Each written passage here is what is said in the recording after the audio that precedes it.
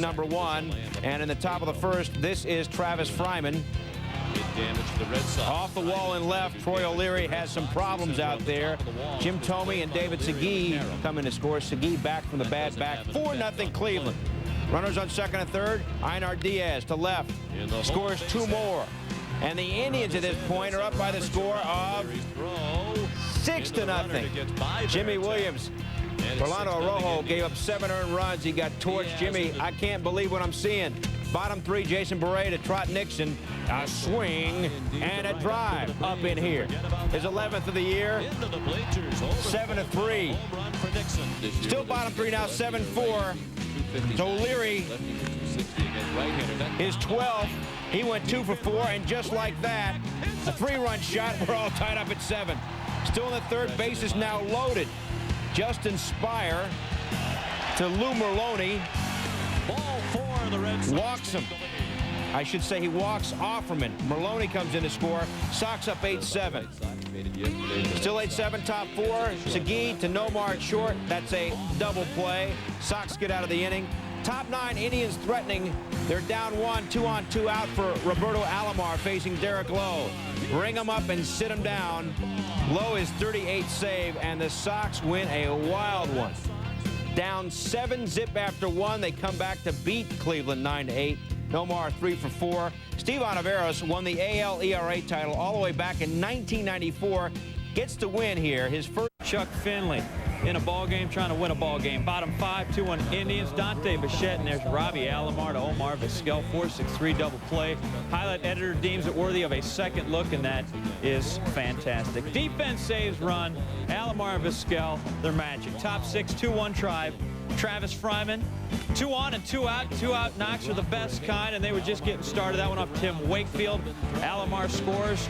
Nixon the throw. Yeah, no good. So Alomar in easily. 3-1. Fryman, 4 for 5. Next batter, Russell Branyan. Single. Manny Ramirez will score. Indians score 6 runs after 2 were out in the 6th, take an 8-1 lead. But the 8-1 lead becomes an 8-3 lead. There's Carl Everett again. He does not do yoga yet, and he strikes out there. Indians end up winning it by a count of 8-5. Indians up 7 again. They give 4 back, but do hold on. Steve Finley winning the big game down the stretch he was hired to do. Because of the dreaded gout. Going for his 20th win of the year, Jorge Posada. Down he goes. And then David Justice. That ends the second. Third inning, Jose Canseco.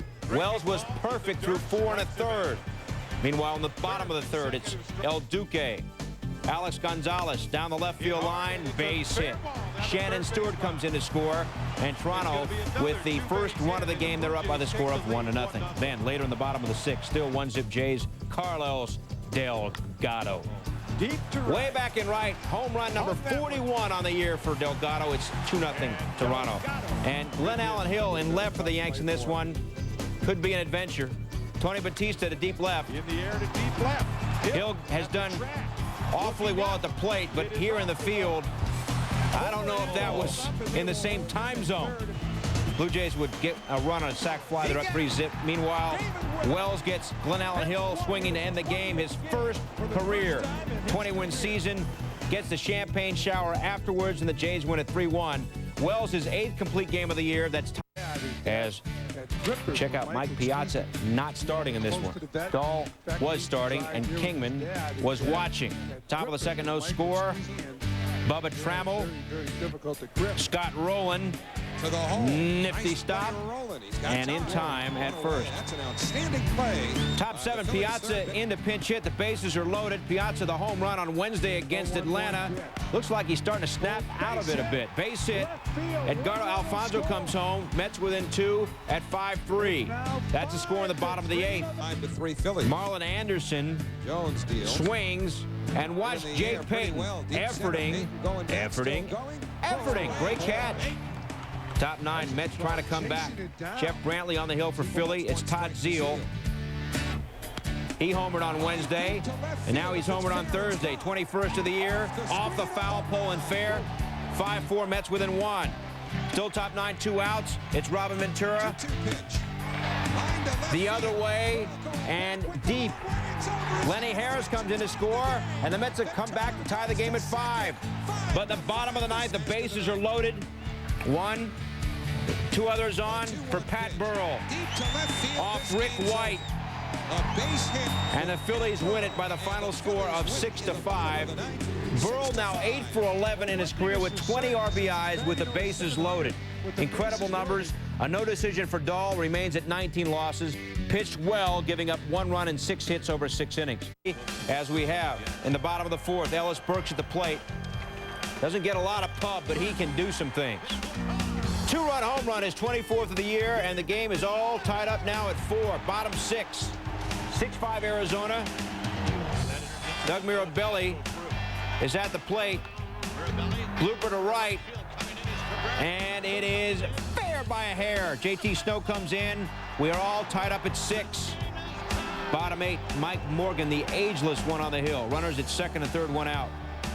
The well-traveled one, Russ Davis at the plate. Deep center. And JT Snow tags. JT Snow scores. The Giants are up by the score of 7-6. We're at the bottom of the 8th, and the champagne is chilling.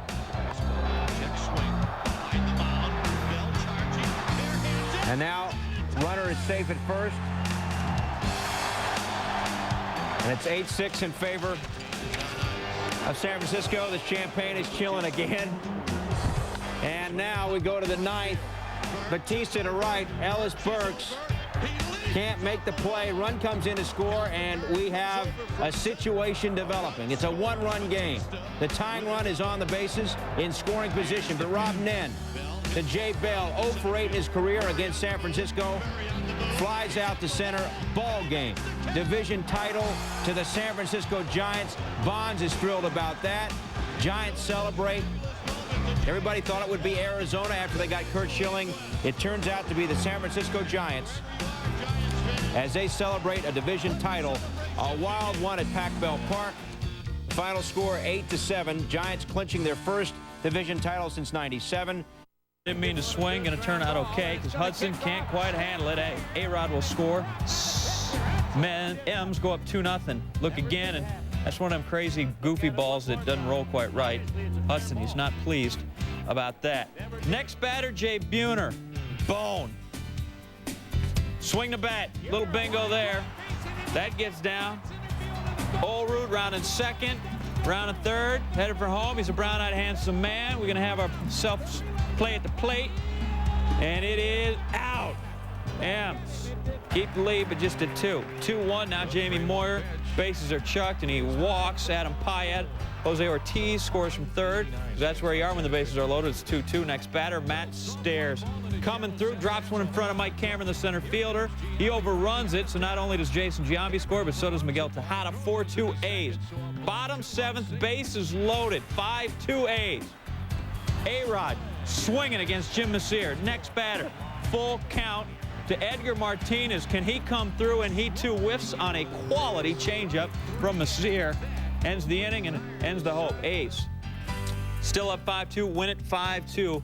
Mariners' 8-game losing streak is over, and on the year the A's have taken 7 of 10 meetings. A-Rod 3 Ks and left 4 on. Tim Hudson improves to 18-6 and has never lost to Seattle.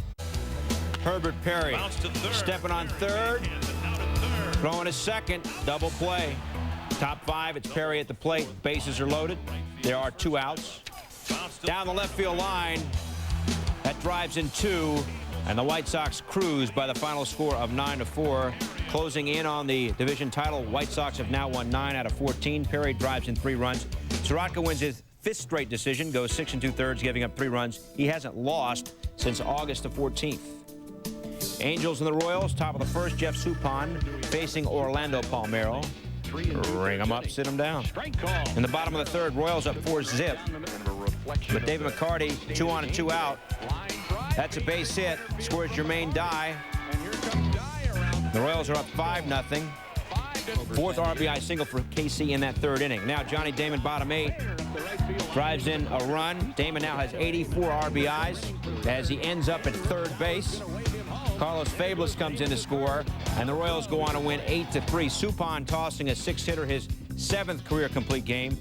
Damon 3 hits. Joe Randa also with 3 hits. Miss 4-2. Fernando Tatis thought he had himself a base hit until Julio Lugo comes up with the sweet pick. 8th inning, 6-4 Astros. Mark McGwire called upon as a pinch hitter. 2 out and 2 on. Cards, they still smell a little bit like champagne from the night before.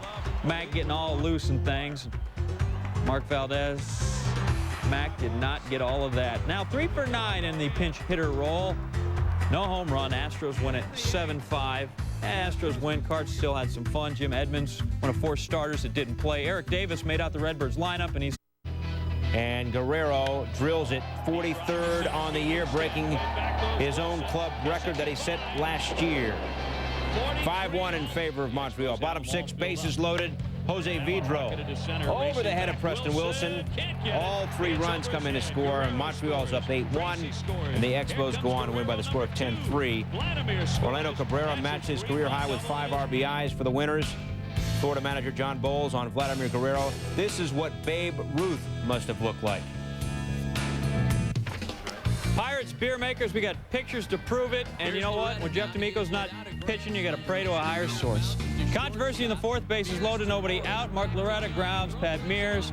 He got the throw, pulls Kevin Young off, but he makes the tag. Eric Cooper called Loretta safe, and then he threw Young out, so he's not having a good day. And Gene Lamont, he's going to come out and argue about this. He's the manager. You got to protect your player. That's a fracas right there, Bill. Somehow this accounts for the 1 run. As for the other 11 the Brewers scored, we don't know. It's 12-2. Milwaukee matches a season high with its 4th straight win. 5 in a row at home gets them to 38-37 at County Stadium.